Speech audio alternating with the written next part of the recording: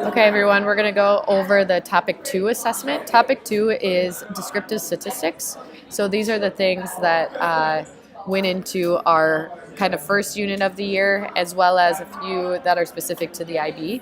I did sneak a couple Topic 1 questions on here that I didn't get onto the first Topic 1. So for example, this first one was a Topic 1 question. It's working with numbers.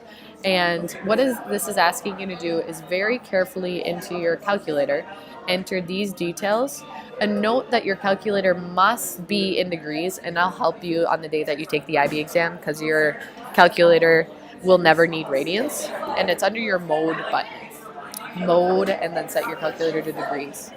We can enter this into our calculator literally exactly as it looks. A friendly reminder that your fraction button is under alpha y equals, muscle memory, alpha y equals, alpha y equals, alpha y equals.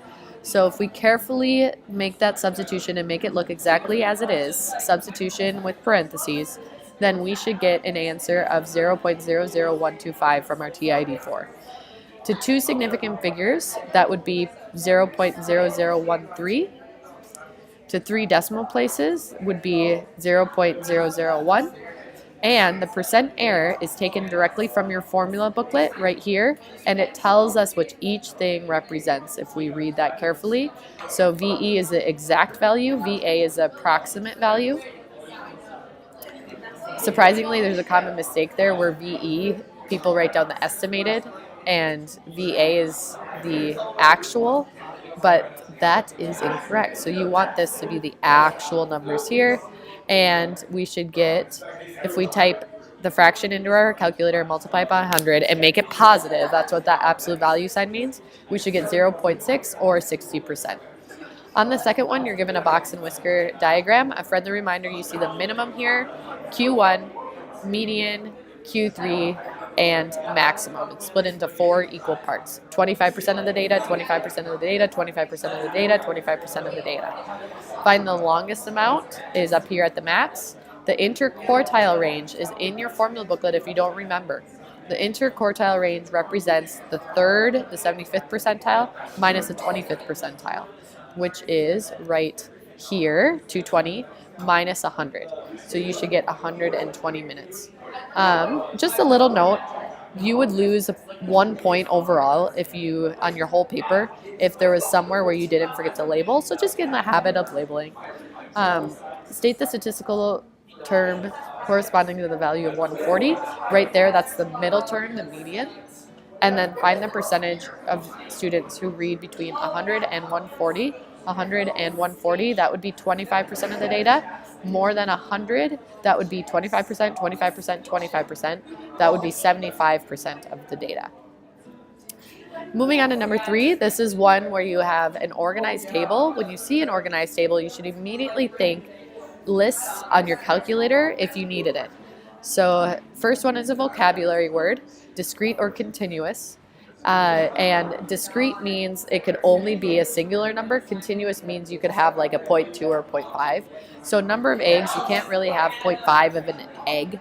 It would get a little messy. So that would be discrete data. Write down the number of hens on the farm. Here's 4 hens, here's 7, here's 12, 10, 14, and 13. There are a total of 60 hens. The mode means most popular, and it seems like the most popular would be 5 eggs.